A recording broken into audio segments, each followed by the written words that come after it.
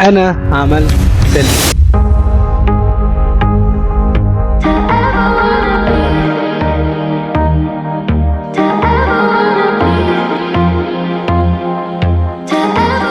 الموضوع بالنسبة لي انها مجرد فكرة او تجربة جديدة. الفكرة هنا انك تصنع فيلم كامل لوحدك. هو الموضوع صعب بس مش مستحيل. ازيكم يا اصحابي، يا رب تكونوا بخير واهلا بيكم في فيديو جديد مع سعد.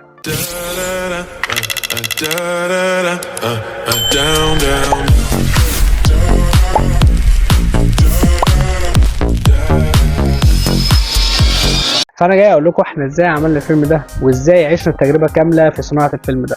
بس قبل ما نبدا الفيديو ما تنسوش الفلوج كامل، يا اما ينزل قبل الفيديو دوت او بعده واوريكم الفيلم. طبعا احنا صورنا الفلوج كامل هتلاقوه يا اما بعد الفيديو دوت يا اما قبله. الفلوج ده فيه كل التجربه اللي احنا عشناها في المدينه وفي اسكندريه عامه، وازاي قضينا الوقت ده في اسكندريه وعملنا ايه وكل الكلام ده. فالفيديو ده بس مخصص في الفيلم اللي احنا عاملينه، اللي هو احنا ازاي عملنا الفيلم وازاي قدمناه واللجنه عملت معانا ايه وايه الاسئله اللي قدمتها معانا. فمن غير ما اطول عليك يلا بينا نخش في محتوى الفيديو.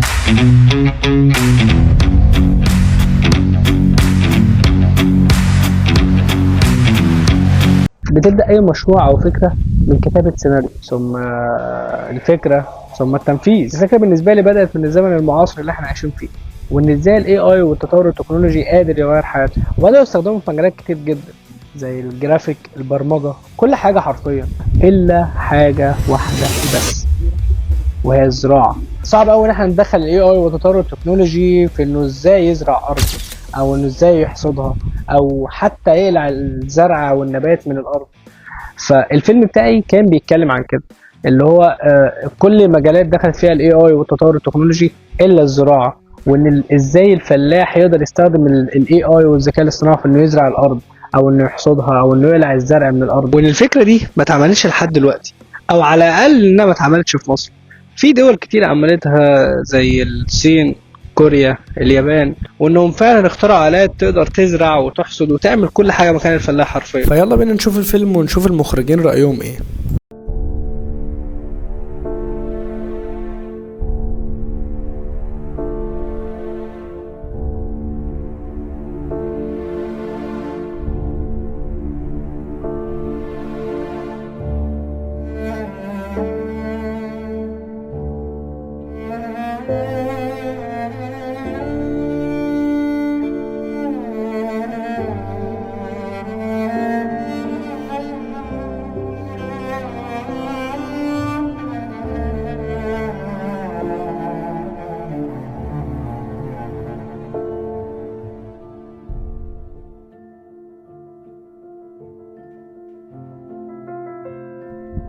صباح الخير يا ابراهيم، عامل ايه؟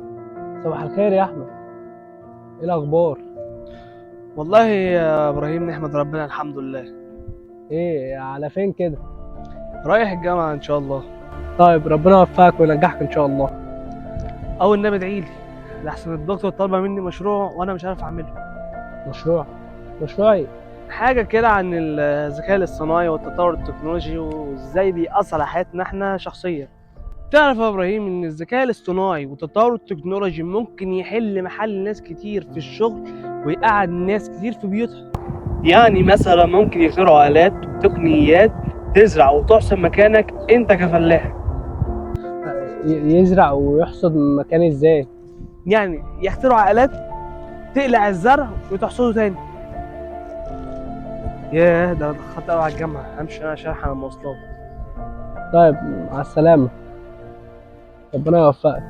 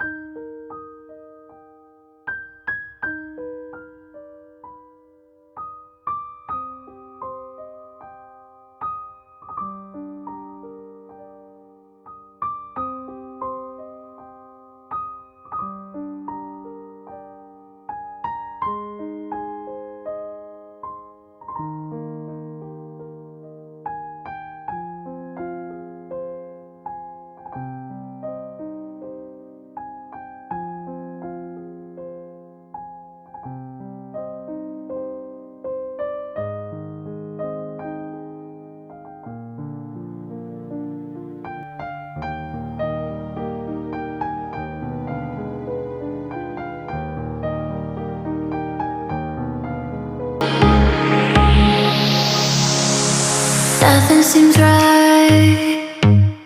'Cause when you go,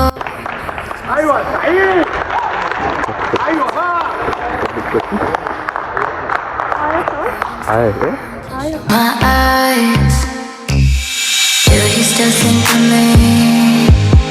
I get a feeling you're lost in a dream. بحب كل حاجة مجال، بحب كل مجال لوحده، بحب إن أنا أبصره في كل حاجة.